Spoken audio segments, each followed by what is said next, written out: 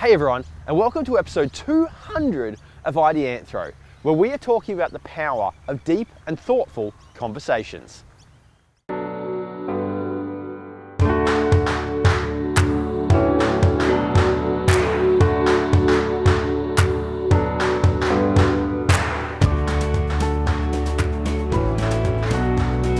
Stories about water and urban places.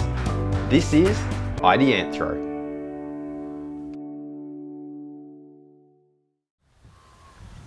200 episodes. I'll be honest, it's crept up on me. I'll also be honest that it's been an absolute pleasure. It was a pleasure to get to 100, and for that reason at episode 100, we used that episode to firstly give thanks to a few people who'd been influential in my career, but then to tease out an element of why those 4 people had been influential. I won't say any more about that episode. Go have a look at it if you haven't seen it. But we want to continue that trend. Another 100 episodes later, it's episode 200, and we want to continue that trend of digging into situations or occurrences or relationships that have been beneficial and useful, pulling apart why they've been useful, and hopefully learning something from it. So episode 200, I want to talk about deep and thoughtful conversations and why that has been of benefit for me. And I want to use two examples of sorts to discuss this, because the common trend in both these examples is deep and thoughtful conversations, but the style and the nature of them has changed a little bit over my career. But the underlying fact is deep and thoughtful conversations. So when I first joined the industry, I was really fortunate in the sense that I ended up with a student placement in Logan City Council, and that allowed me to meet a bunch of the people who were, I suppose you'd call them like the thought leaders or the practice leaders of water sensitive urban design. And that's all well and good, right? Because just getting to meet them is an opportunity to learn, an opportunity to observe, an opportunity to grow as a person. But something else happened. These people, and we could list a heap of them, you probably know the people, so I think I'm going to go without names in today's episode for fear of not mentioning someone who I should. But these people were all above and beyond, like, surprisingly open to the idea of having a conversation with me, just a new uni graduate. Actually, initially I wasn't even a graduate, to tell you the truth.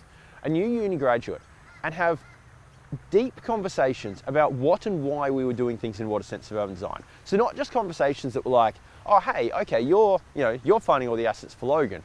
Well, what you need to know is in this guideline, and that's it.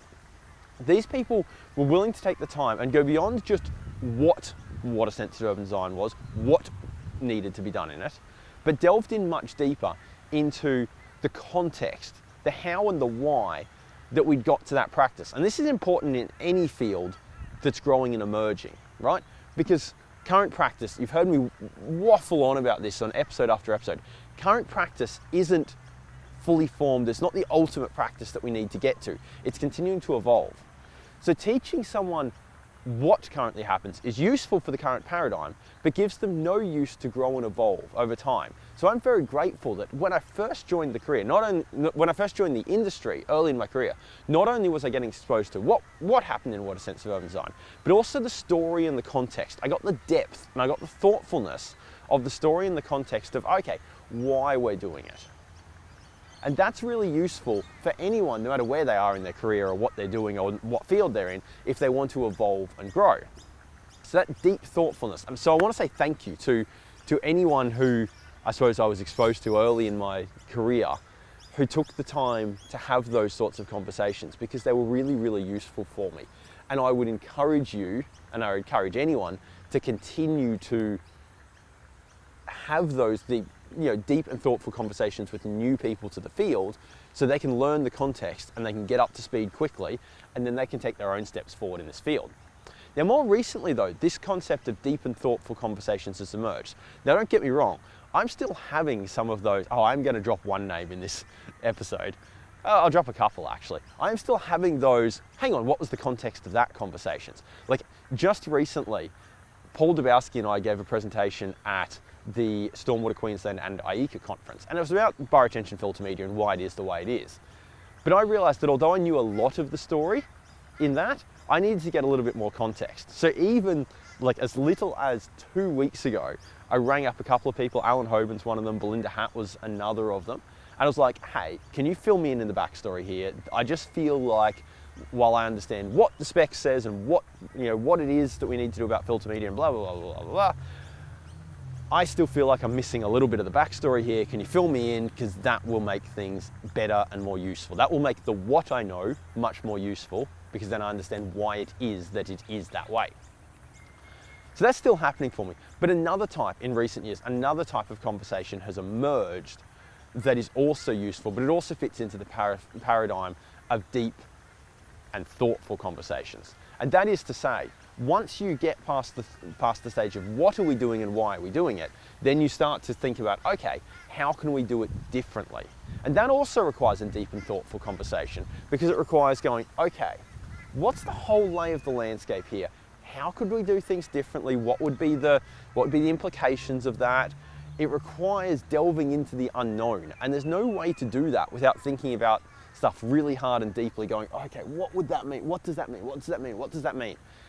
And I've been incredibly fortunate in, again, the number of people who are willing to take the time to have those deep and thoughtful discussions. And it just strikes me that there is a trend in that. I suspect no matter where we are in our careers, taking the time to have those deep and thoughtful discussions, to really get into the nitty-gritty of why things are. So you're thinking about, maybe a new practice that you could implement. We're getting into the, okay, why might that work?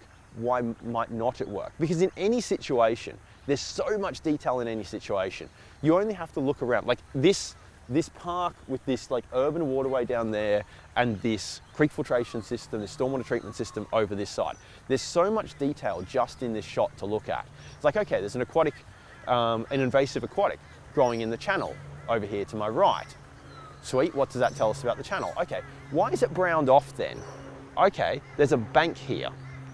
The grass underneath me has clearly been mowed, but elements of the bank haven't, but elements of the bank have got the grass like chopped right back to the dirt. What does that tell us about the bank? That tells us that the transition from the flat surface to the angled surface was too steep, and they're hedging it off as we go. Okay, and the system over to the side, some of the trees are healthy, but we go back up. Why are some of the trees not healthy up that end? In fact, the understory is not as healthy up that end. What's going on in that particular patch up there? There's so much detail. I haven't even pointed over my left shoulder yet, right? Okay, the grass has clearly been mowed, but there's dirt tracks all through it. What does that say? That might tell us it's been mowed when it's wet. That might also tell us that the ground is permanently boggy down here. There's so much detail in any situation, so that when trying to understand or then evolve practice, there is no way to do it without going really deep. And conversations are really, really useful for that. And I'm incredibly grateful for the people who continue to have those deep conversations with me, because I grow and learn from it. And hopefully I can also help them grow and learn. Fingers crossed. And that's the episode. That's the theme of episode 200. I'd like to say thank you to anyone who's ever had a deep and thoughtful conversation about water-sensitive urban design with me. And I'd like to encourage you to continue to have those conversations with me and anyone else who's interested in having them.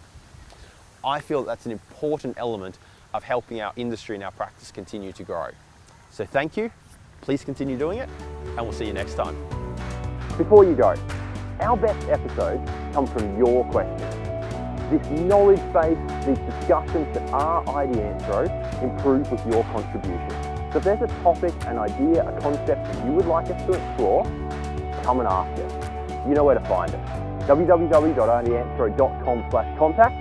You can find us on Facebook, YouTube, LinkedIn, and that place you get your good podcasts from. You know where to find us. We look forward to hearing from you. We'll see you soon.